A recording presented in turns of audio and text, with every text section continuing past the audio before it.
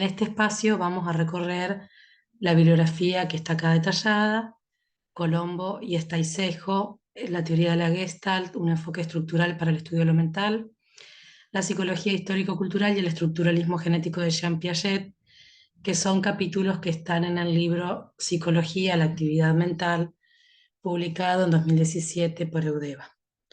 Garrido y Álvaro, 2007, Los inicios de la psicología de la Gestalt, en Psicología Social, Perspectivas Psicológicas y Sociológicas, en Madrid, segunda edición en 2007. Y vamos a trabajar también con una de las fuentes primarias, el estructuralismo de Jean Piaget, edición en Barcelona en 1980. Como siempre, este recorrido tiene que ver con poner a disposición algunas herramientas de lectura. Vamos a leer un poco desde lo que venimos trabajando, cuáles son estas teorías en relación a las discusiones, los debates en los que intervienen, ¿no? O cómo son estas teorías en relación a esos debates. Recordamos un poquito, entonces, la modernidad como ordenamiento del mundo y de sus producciones, en relación a divisiones, ¿no? Que luego intenta reunir. Sujeto-objeto, ¿se acuerdan, no? De esto, sujeto-objeto, interno-externo, mente-cuerpo, sensible-pensante, privado-público, también masculino-femenino, naturaleza-cultura, pasado y presente, ego y alter, o yo y otro, individuo y sociedad. Entonces, en estos debates, el desafío tiene que ver con reunir lo que ha sido separado en abstracto desde la antigüedad, pasando por la Edad Media y en el establecimiento del mundo moderno, eh, eso que ha sido separado, cómo se vuelve a reunir, en qué sentido. En el sentido en que si queremos estudiar o investigar situaciones concretas, las situaciones no se ordenan en relación a estos ordenamientos epistémicos de la modernidad que separan unos aspectos y otros de la misma situación o experiencia. Como siempre decimos, pensar es hacer preguntas. En relación a esas preguntas que van surgiendo al acercarnos a estudiar situaciones concretas, lo que regresa de algún modo es preguntas de distinto tipo sobre lo que estamos estudiando, sobre la forma en que lo estamos estudiando y sobre la historia misma del conocimiento, ¿verdad? Un poco el espíritu de este encuentro tiene que ver con eso. Se trata entonces de preguntas que emergen de las situaciones investigadas y son preguntas por las condiciones de la práctica científica, por los supuestos subyacentes de los modelos teóricos y sus conceptualizaciones. Entonces, como decimos, son preguntas reflexivas en el sentido no solamente de la reflexión, sino del reflejo, que vuelven sobre la propia teoría, sobre la propia construcción o las formas de construcción de esas teorías. Todas estas preguntas y las derivas que tienen en relación a la producción de conocimiento y de teorías, como siempre decimos, son epocales y se relacionan con los puntos ciegos de las teorías, en tanto que las mismas teorías, como también siempre enfatizamos, son productos sociohistóricos, ¿no? Y que son productos del trabajo humano, como dicen, ¿no? Como se dice en inglés, se trata de un trabajo en proceso, work in progress, ¿no? Y esto se da no en un progreso lineal, como a veces se sostiene desde algunos paradigmas, sino por ensayo y error, como venimos trabajando, en disputas y debates, en luchas, ¿no? Y en el propio trabajo, en el propio quehacer del trabajo constructivo de las teorías mismas y los conceptos. En extras vamos a dejar un texto que se llama Comprender, incluido en un libro que anda dando vueltas por acá y no lo veo ahora, pero es un libro que se llama La miseria del mundo, de 1999 creo que es la edición. Es una edición póstuma de una compilación que hizo Bourdieu, donde ahí comparten justamente enormes cantidades del trabajo de investigación, sobre todo trabajo de campo, que hacían con su equipo. Este texto, Comprender, muestra muy claramente, a mi gusto por lo menos, todo lo que conlleva ese trabajo en investigación en relación a todo el tiempo volver con la pregunta de cómo estamos llevando adelante este trabajo de investigación, qué preguntas hacemos, qué preguntas nos hacemos, en fin, para quienes se interesen, un poco porque además la clase de hoy lo amerita en relación a su tema, que tiene que ver justamente con la construcción de conocimiento, ahora lo vamos a ver. Por otro lado, Bourdieu tomó bastantes aportes de las conceptualizaciones piagetianas, que es uno de los autores que vamos a ver. Bien, ahí estamos. Entonces, desde la introducción, en el primero de los textos que tenemos para trabajar, ustedes van a poder encontrar una historización de los distintos movimientos dentro del campo de la psicología, ¿no? Que parece como un reconto histórico, pero que nos da pistas de cuáles eran los debates en relación a las teorías que vamos a vincular en este gran nombre, teorías psicológicas cognitivistas. Entonces, en esos debates lo que nos importa ubicar es cómo se va pasando, ¿no? Ustedes ya vieron, desde el esfuerzo por dar un estatuto específico a lo mental, ¿no?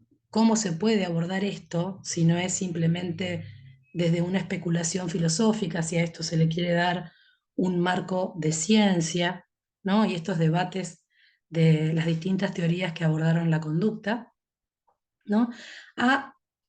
Se pasa de ese debate a cuáles son los problemas que esto va a plantear. Porque, por ejemplo, si queremos darle un estatuto científico y científico va a querer decir cuantificar, medir, bueno, hay un problema, ¿cómo se mide lo mental? ¿No? Entonces, lo mental no puede medirse, con lo cual se cae la posibilidad de tener una ciencia psicológica.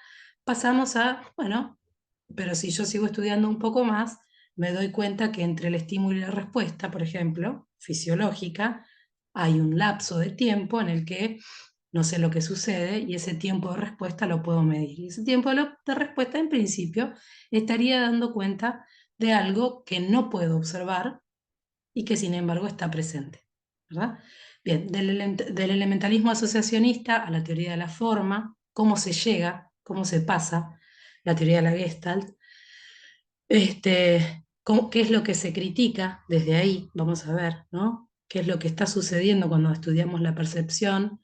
Si nos enfocamos en que lo que sucede no tiene nada que ver con percibir puntos, líneas y espacios, sino que lo que percibo, lo percibo de un solo golpe, ¿no? Como una forma. Y de ahí a los estudios de la percepción desde la filosofía fenomenológica y otra vez, ¿no? Desde la fisiología, ¿no? O desde las neurociencias a la filosofía. Bueno, estos pasajes, ¿no? Que ni siquiera son tampoco definitivos, sino más bien vaivenes, también vamos a pensar un poquito sobre eso, que ahí también otra recomendación para extras tiene que ver con qué manera de pensar la percepción se obtiene, digamos, cómo se piensa la percepción si me paro en una posición en la que la percepción es un acto de trámite de la información y lo que tengo enfrente son datos, por ejemplo, punto, espacio, línea, ¿no? O si me paro en otra posición donde lo que recibo lo recibo del mundo tal cual así se presenta, ¿no? Eh, y entonces me posiciono más en una perspectiva fenomenológica, ¿no? Del fenómeno, de la percepción, y esto con toda una manera de entender no solamente el fenómeno de la percepción, sino el mundo y el cuerpo como un sistema, cuerpo-mundo, ya lo vamos a ver. Eh, Esto en extras les voy a dejar, MP no es Mercado Pago, es Merleau-Ponty, una selección de un libro, bueno, bastante central en su obra, que es Fenomenología de la Percepción. Y lo dejo también contándoles un poco que Merleau-Ponty Maurice Merleau-Ponty, tuvo a su cargo, posguerra, después de 1945, la cátedra de, entre otras, el método en la psicología del niño.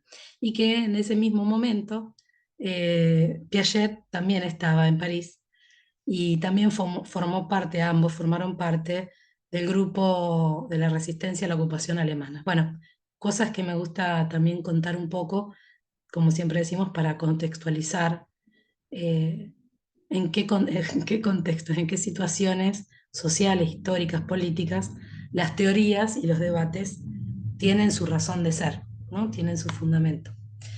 Bien, entonces también otro de los debates es cómo pasamos de lo mental a lo cultural, y entonces la perspectiva vygotskiana va a tener que ver con poder ubicar que si nos mantenemos dentro de lo mental, los procesos que podemos estudiar son muy acotados y bastante sucintos, digamos, y realmente muy acotados, y nos perdemos bastante de lo que sucede en la realidad social, ¿no? En esa, ¿se acuerdan?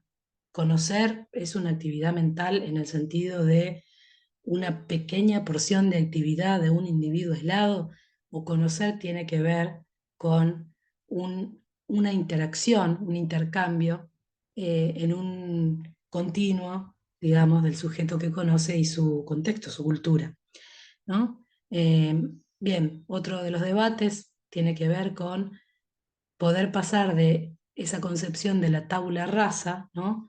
Para conocer es imprimir una cantidad de contenidos en una hoja en blanco, ¿no? En una tabla lisa, en una superficie virgen, como ustedes le quieren decir, a la epistemología y la psicología genética de Piaget, que ahora la vamos a ver más en detalle, y los debates que tienden más hacia el darwinismo social, todo esto posguerra, posnazismo, que se fundan más filosóficamente hablando o epistemológicamente hablando en un biologicismo que a veces deviene neuropsicologismo, ¿no? Y que en general tienden a una analogía de la mente como máquina informática que procesa datos. Esto en relación a la revolución cibernética cobró un fuerte empuje también. Al final del texto, de la introducción del texto de Colombo, van a encontrar una serie de preguntas que bien pueden servir de guía de lectura. Quienes están aprovechando las guías de lectura pueden aprovechar esas preguntas que están ahí, ¿no? Son las que el texto se propone responder. Bien, la teoría de la Gestalt es la antesala, podríamos decir, en estos debates que plantea a las teorías cognitivistas. La mayor crítica que se hace de esta teoría, que se ha hecho de esta teoría, es justamente que en esa disputa, ¿no? Entre si lo que sucede sucede por partes compartimentadas, punto por punto, se transcribe como una máquina, ¿no? De foto que transcribe a nivel corteza lo que veo y después emerge de ahí, no sé qué. Frente a esta disputa, la teoría de la Gestalt va a decir, bueno, se percibe de un modo un poco más directo y total una forma, ¿verdad? Pero bueno, por las razones de su época, podemos decir, porque también es un producto de su época, establece cierta continuidad entre el fenómeno perceptivo y el comportamiento cortical. Hoy podríamos decir, bueno, tal vez ahí no era necesario llegar tan lejos, ¿no? Si estoy estudiando la percepción como un fenómeno psicológico, como un fenómeno que tiene que ver con eh, esto, ¿no? Situaciones de la vida humana, ¿no? No se entiende muy bien por qué, si lo sacamos de contexto, hay que afirmar que eso además tiene un correlato cortical de la corteza cerebral. Bueno, se entiende mejor si lo que ubicamos ahí es que el debate se daba justamente para rebatir lo que venía de esas áreas del conocimiento que estaban mucho más prestigiadas. Entonces había que disputar ahí algún lugar. A eso se le llama isomorfismo, ¿no? Se dice de la teoría de la Gestalt que es isomorfista y es donde recibe las mayores críticas. ¿No? Intentar explicar desde el fenómeno de percepción su supuestamente correspondiente sustrato biológico. Ahora, si le bajamos un poco el tono a esta disputa y no abogamos por ninguna posición, lo cierto es que tendríamos o podríamos tener razones gestálticas, ¿no?, para criticar el isomorfismo, y son sus propias leyes, las de su propia teoría, las que nos vienen en auxilio para decir, no hace falta. Bien, entonces las leyes de la percepción, según la teoría de la Gestalt, son la ley de la pregnancia o de la buena forma, que expresa que la percepción siempre adopta la mejor forma posible, ¿no?, coordinando la totalidad de los factores que coexisten en el campo perceptivo en un momento determinado. Esto es lo que decimos, se percibe una totalidad como un flash, ¿no? No se percibe, acá hay una línea, acá hay un vacío, acá hay un punto, acá hay una coma. Del mismo modo que no se percibe, acá hay una puerta con un marco al lado de una ventana, hay una pared y hay un caminito, hay una casa, ¿no?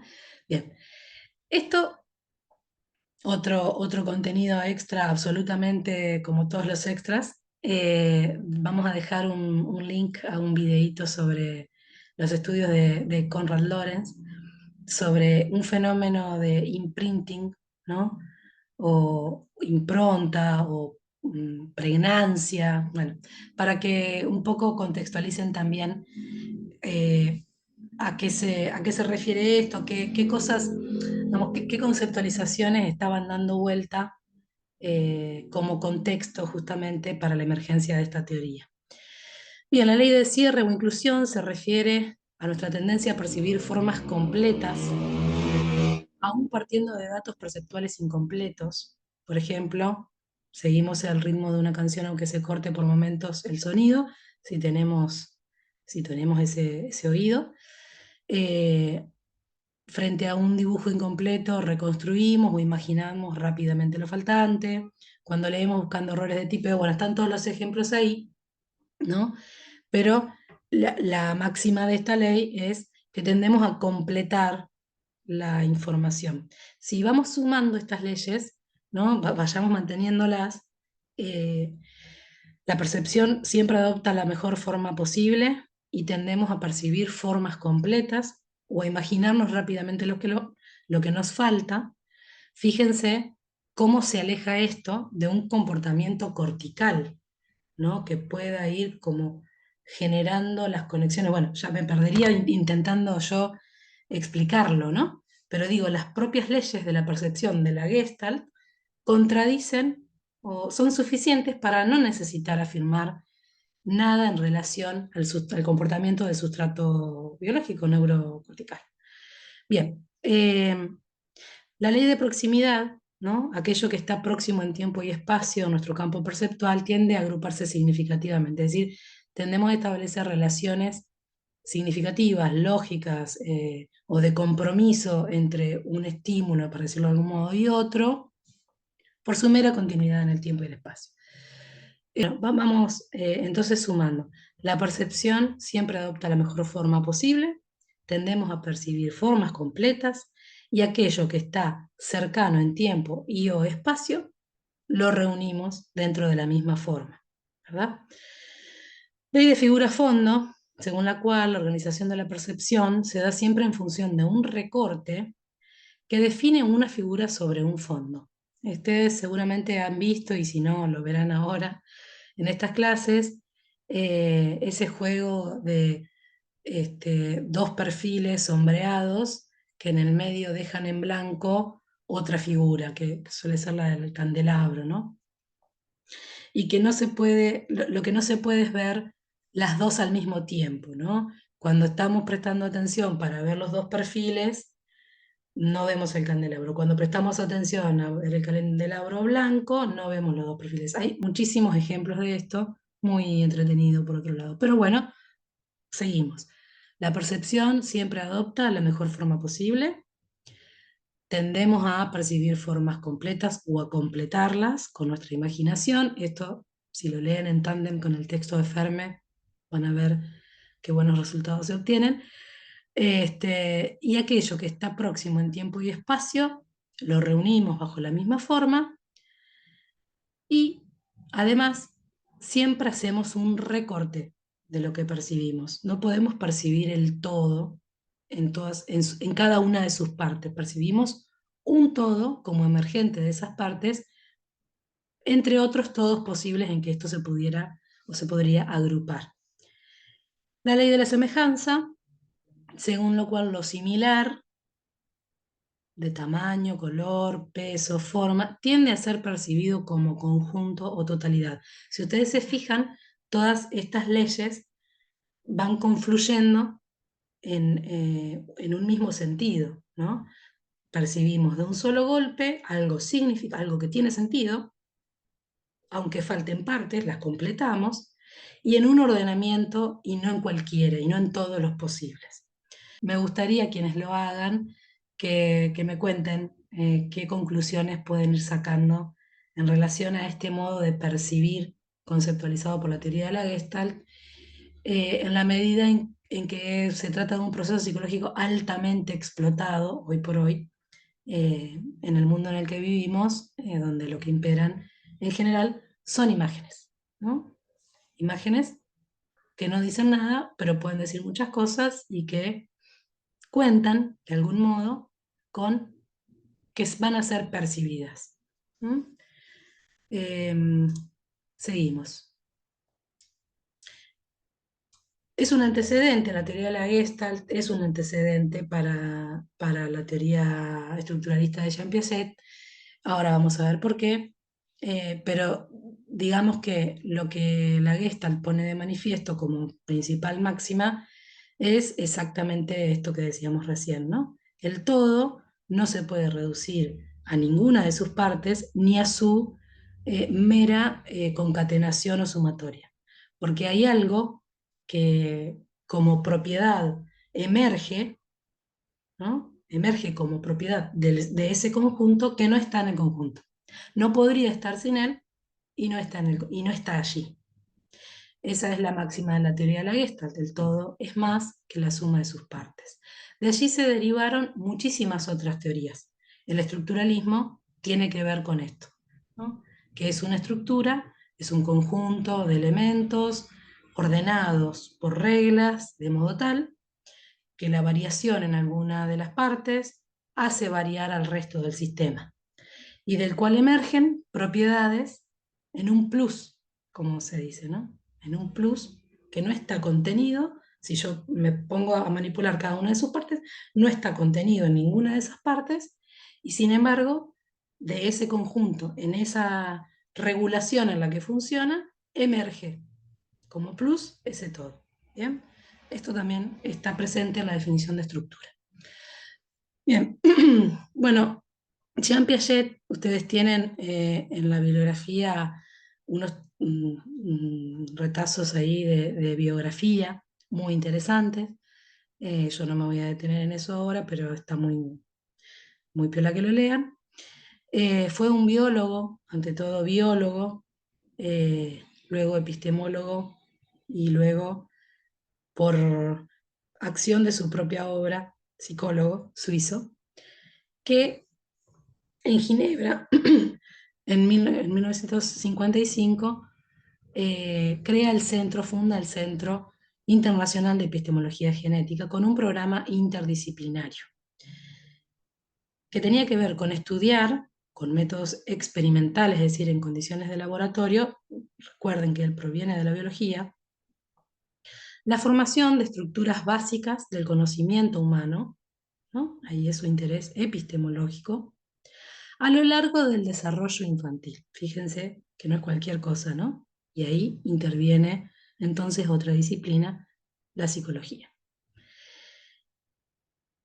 Fíjense qué programa, ¿no? Qué ambicioso. Bueno, el edificio de su teoría como producto marca algo de esta ambición, ¿no? Pero fíjense, parte, ¿no? de los métodos y criterios de los estudios biológicos y las teorías a disposición desde esa disciplina, con un interés epistemológico, cómo se construye el conocimiento, cómo se forma las estructuras básicas del conocimiento humano, a lo largo del desarrollo infantil. Esto no es cualquier cosa, porque además si ustedes recuerdan lo que estuvimos viendo respecto de la modernidad, el sujeto como puede ser el sujeto de conocimiento, el sujeto en la modernidad no era cualquiera, no cualquiera podía ocupar ese lugar. Entre ellos no lo podían ocupar los niños, de quienes se decía eran irracionales, ilógicos. Hasta la Convención de los Derechos del Niño incluso eran proyectos de personas, ¿no? No eran humanos completos. Bueno, Piaget dice, yo voy a estudiar la formación de las estructuras básicas del conocimiento humano en el desarrollo infantil. Por supuesto, no había ninguna teoría disponible para esto, con lo cual, a través de todo su trabajo, termina también fundando una psicología genética. La pregunta de investigación la formula del siguiente modo: ¿cómo se pasa de un estado de menor conocimiento a un estado de mayor conocimiento? Fíjense, como siempre hacemos hincapié, ¿no? La pregunta no es ni qué es el conocimiento, ni por qué hay conocimiento en el mundo, es cómo. Se pregunta por cómo, por un proceso, por una forma, ¿no? Por unos modos, por unos caminos, ¿no? Por los cuales se pasa de un estado de menor conocimiento a un estado de mayor conocimiento. No es, se tiene más conocimiento, por ejemplo, no es un estado, ¿no? Y un estado es algo que sucede en un tiempo y en un espacio, en un conjunto de, en este caso, personas, ¿verdad? Entonces, por eso subrayo cómo y estado, pero además enfatizo aún más la parte de esta definición que dice se pasa, que es lo que está afirmando la pregunta. Es decir, que si yo tuviera que deducir la hipótesis de base o el supuesto de base de esta pregunta de investigación, diría, bueno, está suponiendo que hay un pasaje. A eso no se lo está preguntando, lo está dando por hecho. ¿Y qué es ese pasaje según Piaget? Según Piaget, ese pasaje es una construcción, no es una adquisición, no es una transmisión, es una construcción. Y eso es lo que él quiere estudiar, cómo se construye conocimiento.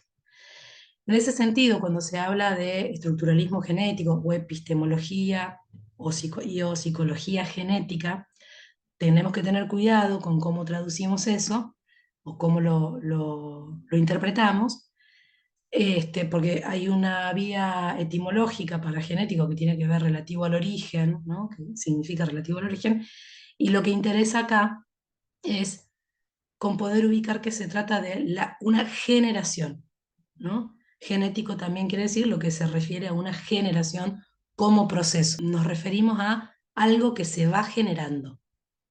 Genético como algo generado, no como una creación espontánea, no como una incorporación de afuera adentro, ¿no? Hay algo que se va construyendo. Bien, seguimos. Entonces, lo que vamos a ubicar entonces como teoría cognitiva es esta epistemología y psicología genética de Piaget. Eh, Epistemología en cuanto a su interés principal en relación a la construcción científica del conocimiento, y va a establecer un paralelo, porque quiere estudiarlo en el desarrollo del niño, en el desarrollo infantil, con la construcción ontogenética del conocimiento. Y entonces ahí va a construir una psicología. ¿El paralelismo en qué se basa? ¿Qué es lo que tenemos de los dos lados como regla de tres simple, ¿no? De los dos lados de la ecuación, ¿qué tenemos? Construcción. Es decir, la perspectiva constructivista la podemos sostener para estudiar la construcción del conocimiento en la comunidad científica, ¿no? Y eso es el interés epistemológico, o la podemos sostener para estudiar la construcción del conocimiento o de las estructuras básicas del conocimiento en, por ejemplo, un niño. Y ahí entonces tenemos la beta psicológica. El constructivismo, que es la base de todo este súper enorme edificio teórico, se piensa como un proceso activo que procede por reorganizaciones y reformulaciones dialécticas, no lineales. Dialéctico significa que frente a una afirmación va a sobrevenir una negación, una contradicción de lo afirmado en el transcurso de estas investigaciones o experimentaciones, y a esa negación o contradicción se va a sobreponer una negación de la negación que no por ello significa un regreso a la afirmación original, sino a la construcción de una nueva afirmación, entre comillas, superadora. ¿Qué quiere decir esto? Que la tesis principal, la tesis inicial, se va a ver, por decirlo de algún modo, refutada, y en ese proceso voy a producir nuevas afirmaciones, que no solamente niegan la inicial, que también dicen tampoco es lo contrario, sino que reformulan el problema. ¿Sí? Se reformula el problema y vuelve a comenzar. Un poco lo que veíamos en relación a que no estamos pensando, entre comillas, el progreso de la ciencia como una linealidad aconflictiva, sino más bien todo lo contrario, ¿no? Se procede por bucles recursivos, por vaivenes, ¿no? Por lo que se podría decir, en todo caso, avances y retrocesos, ensayos y errores, conflictos, disputas y discusiones. Bien, con esto suficientemente ya desarrollado y subrayado, lo que vamos a enfatizar ahora es que entonces esta perspectiva constructivista tiene por sujeto no cualquier sujeto, sino el sujeto que conoce, el sujeto epistémico. Y como ya hemos dicho, sujeto es una categoría filosófica, no implica sinónimo de persona, por ejemplo, sino que puede ser tanto la comunidad científica, como construye conocimiento la comunidad científica, y eso es un sujeto colectivo, o bien un sujeto singular, como construye conocimiento un niño. Hay mucho para criticar respecto de lo que ustedes van a leer, tengamos en cuenta la época, tengamos en cuenta eso. El niño, bueno, ¿qué niño? ¿Por qué niño y no niño? Bueno, podemos hacer un montón de críticas sobre todo esto. Un niño ginebrino, bueno, el propio Piaget, ¿no? A los 11 años publicando su primer paper. Bueno, no son todos iguales los niños, por suerte. Y las niñas también construyen. Bueno, ya podemos hacer toda esa crítica. Lo que propongo es, ahora tratemos de interiorizarnos un poco en el andamiaje justamente que construye esta teoría, este edificio teórico piagetiano. Bien, el sujeto epistémico entonces es el que va a abordar esta teoría y respecto de qué objeto, respecto de la construcción de conocimiento mediante acciones sobre el mundo. Esto es sumamente importante, ¿no? Entonces tenemos como método, se trata de un método estructural, con una perspectiva psicogenética, ¿m? Y un análisis clínico, crítico. ¿Qué quiere decir? Quiere decir que a Piaget le va a interesar estas reglas invariantes que entre ciertos elementos van produciendo una construcción de conocimiento. ¿Mm? Le va a importar también la perspectiva psicogenética, ¿por qué? O genética, porque estas reglas, estos elementos, es decir, esto que sincrónicamente hoy decimos, esta es la estructura, va variando. Se mantiene como tal hasta que deja de mantenerse como tal.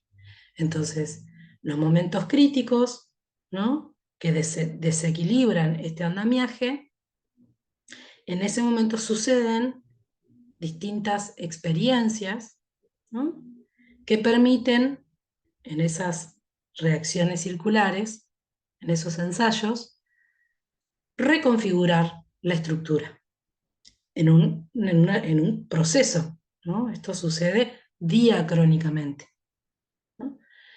Al cabo de lo cual sucederá un nuevo equilibrio, probablemente también provisorio, hasta que se vuelva a desestabilizar esto. Bueno, esto es lo que estudia Piaget. El análisis clínico, ¿por qué es necesario? O crítico, ¿por qué es necesario?